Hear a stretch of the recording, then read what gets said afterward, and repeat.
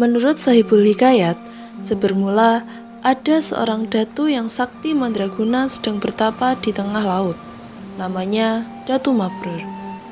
Ia bertapa di antara Selat Laut dan Selat Makassar. Siang malam ia bersemadi di batu karang, di antara percikan buih, debur ombak, angin, gelombang, dan badai topan. Ia memohon kepada Sang Pencipta agar diberi sebuah pulau. Pulau itu akan menjadi tempat bermukim bagi anak cucu dan keturunannya kelak. Hatta, ketika laut tenang, seekor ikan besar tiba-tiba muncul dari permukaan laut dan terbang menyerangnya. Tanpa beringsut dari tempat duduk maupun membuka mata, Datu Mabrur menepis serangan mendadak itu. Ikan itu terpelanting dan jatuh di karang. Setelah jatuh ke air, ikan itu menyerang lagi. Demikian berulang-ulang. Di sekeliling karang, ribuan ikan lain mengepung, memperlihatkan gigi mereka yang panjang dan tajam, seakan prajurit siap tempur. Pada serangannya yang terakhir, ikan itu terpelanting jatuh persis saat Datu Mabrur membuka matanya.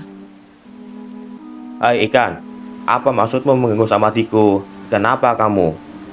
Aku ikan todak, raja ikan todak yang menguasai perairan ini. Semedimu membuat lautan bergelora. Kami terusik dan aku memutuskan untuk menyerangmu. Tapi engkau memang sakti, Datu Mabrur. Aku takluk. Katanya megap-megap. Matanya berkedip-kedip menahan sakit. Tubuhnya terjepit di sela-sela karang tajam.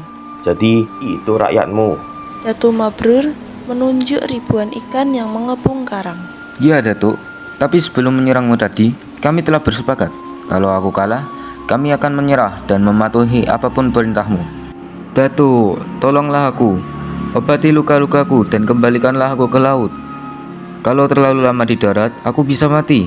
Atas nama rakyatku, aku berjanji akan mengabdi padamu. Bilang kau menolongku.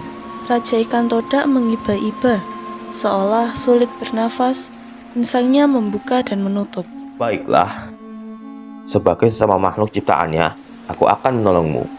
Apapun permintaanmu, kami akan memenuhinya. Datu ingin istana bawah laut yang terbuat dari emas dan permata, dilayani ikan duyung dan gurita. Atau ingin berkeliling dunia bersama ikan paus dan lumba-lumba. Tidak, aku tak punya keinginan pribadi, tapi untuk masa depan anak cucuku nanti. Lalu, Datuk Mabrur menceritakan maksud pertapaannya selama ini.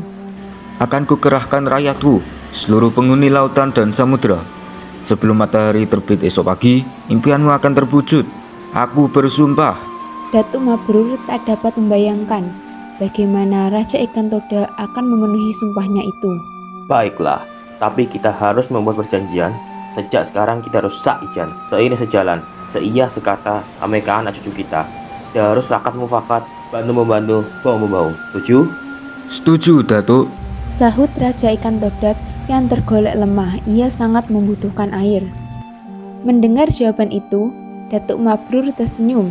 Dengan hati-hati, dilepaskannya tubuh Raja Ikan Todak dari jepitan karang lalu diusapnya lembut. Ajaib, dalam sekejap, darah dan luka di sekujur tubuh Raja Ikan Todak itu mengering. Kulitnya licin kembali seperti semula, seakan tak pernah luka. Ikan itu menggerak-gerakkan sirip dan ekornya dengan gembira. Dengan lembut dan penuh kasih sayang, Datuk Mabrur mengangkat Raja Ikan Todak itu dan mengembalikannya ke laut. Ribuan ikan yang tadi mengepung karang, kini berenang mengerumuninya, melompat-lompat bersukaria. Saijan. Seru Raja Ikan Todak sambil melompat di permukaan laut. Saijan. Sebelum tengah malam, sebelum batas waktu pertapaannya berakhir, Datuk Mabrur dikejutkan oleh suara gemuruh yang datang dari dasar laut. Gemuruh perlahan tapi pasti. Gemuruh suara itu terdengar bersamaan dengan timbulnya sebuah daratan dari dasar laut. Kian lama permukaan daratan itu kian tampak, naik dan terus naik. Lalu seluruhnya timbul ke permukaan. Di bawah permukaan air ternyata jutaan ikan dari berbagai jenis mendorong dan memunculkan daratan baru itu dari dasar laut. Sambil mendorong, mereka serempak berteriak, Saijan. Saijan. Saijan. Datu Mabrur tercengang di karang pertapaannya. Bersamaan dengan terbitnya matahari pagi, daratan itu telah timbul sepenuhnya. Datu Mabrur senang dan gembira. Impiannya tentang pulau yang akan menjadi tempat tinggal bagi anak cucu dan keturunannya telah menjadi kenyataan.